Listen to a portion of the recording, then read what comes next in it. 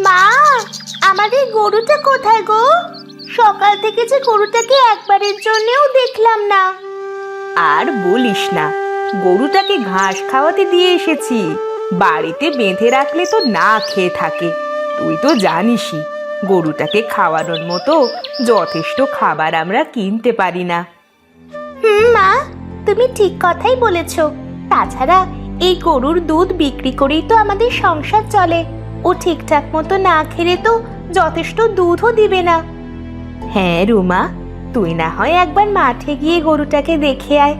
সেই সকালে দিয়েছি, আর তো যাওয়াই হলো না। আচ্ছা মা, তুমি এত চিন্তা করো না তো, আমি এক্ষুনি গিয়ে দেখে আসছি।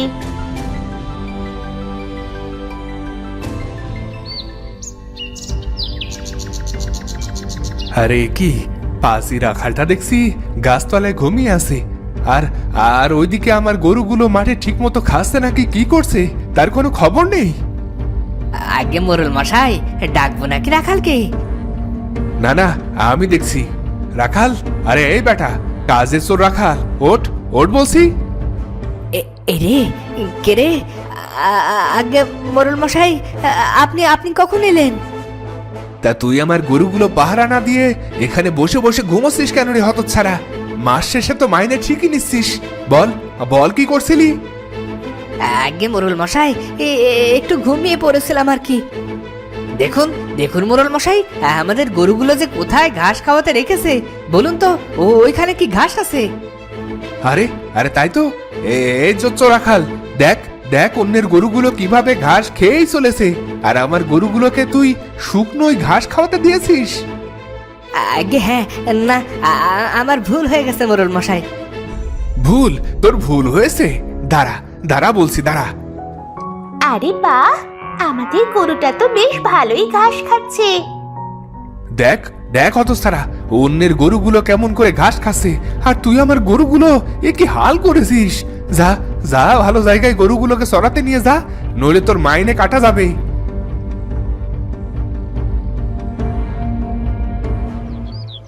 না, এই হতসারা মেয়েটার গরুর জন্য মোরল মশাইয়ের কাছ থেকে কতগুলো কথা শুনলাম। দাঁড়া হতসারা, তোদের 12টা আমি বাজাচ্ছি। গরুটা তো বেশ ভালোই ঘাস খাচ্ছে। যাই, মাকে গিয়ে বলে আসি।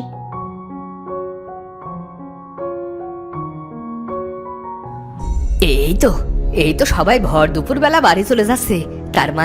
তার মানে একটু পরে সবাই খেয়ে দিয়ে ঘুমোবে, আর এই সুযোগেই আমি সবার 12টা বাজাবো।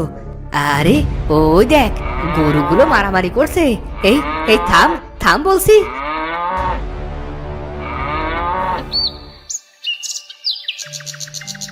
কিরে রুমা, গরুটা দেখে এসেছিস? হ্যাঁ মা, এইমাত্র দেখে আসলাম। তুমি কোনো চিন্তা করো না, গরু একদম নিশ্চিন্তে ঘাস খাচ্ছে। তা ভালো, তা ভালো। এবার আয় তো দেখি, দুটো খেয়ে একটু ঘুমিয়ে নে। পরে আবার সন্ধে নামার আগে আবার গরুটাকে নিয়ে ঘরে ফিরে আসতে হবে তো।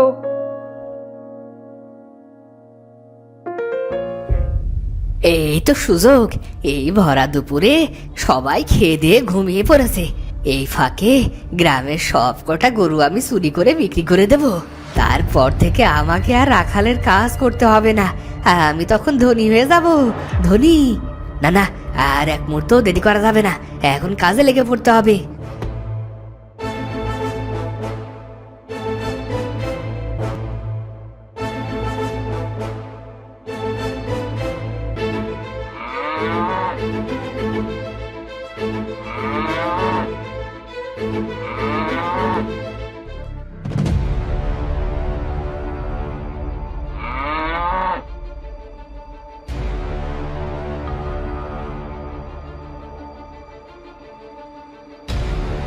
এই তো গ্রামের সব গরু।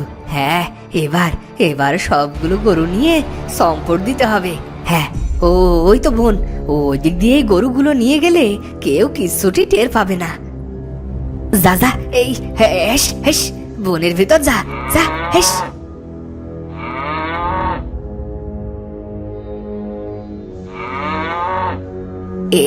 এই তো বনের গভীরে চলে এসেছি। এগুলো এখানে রেখে যাই, পরে একটা একটা করে এখান থেকে নিয়ে বিক্রি করব।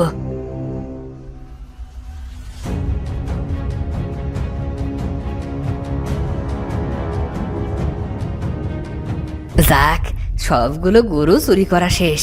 এবার একটু আয়েশ করে গাটা এলিয়ে দি।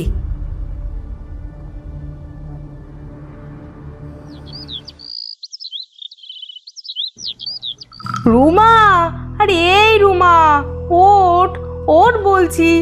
সন্ধে তো নেমে আসবে, তাড়াতাড়ি মাঠে গিয়ে গরুটাকে নিয়ে আয় মা। হ্যাঁ মা, হ্যাঁ, আমি তো ঘুমিয়ে পড়েছিলাম।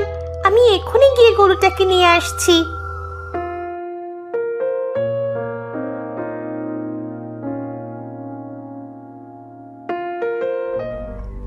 আরে এ কি, আমাদের গরুটা কোথায়? এখানেই তো আমাদের গরুটা বাঁধা ছিল। হঠাৎ করে কোথায় গায়েব হয়ে গেল? ভালো মতো একটু খুঁজে দেখি তো। কিরে রুমা, তুই এই সময় মাঠে কি করছিস? আর বলবেন না করিম চাচা, আমাদের গরুটাকে হঠাৎ করে দেখতে পাচ্ছি না। এখানেই ঘাস খাওয়াতে রেখেছিলাম, গরুর খুঁটিও শক্ত করে রাখা ছিল। আপনি কি আমাদের গরুটাকে কোথাও দেখেছেন করিম চাচা? আরে এ কি বলছিস রুমা, আমার গরুটাও তো মাঠে বাঁধা ছিল, কিন্তু এখন এসে দেখি গরুটাও নেই। আরে দাদা, আমার গরুটাও তো এখানে বাঁধা ছিল। হঠাৎ করে যে কোথায় গেল কিছুই বুঝতে পারছি না। ও ওই তো মোরল মশাই রাখাল গাছের নিচে ঘুমিয়ে আছে। ওকে গিয়ে জিজ্ঞেস করে দেখি আমাদের গরুটাকে দেখেছে কিনা।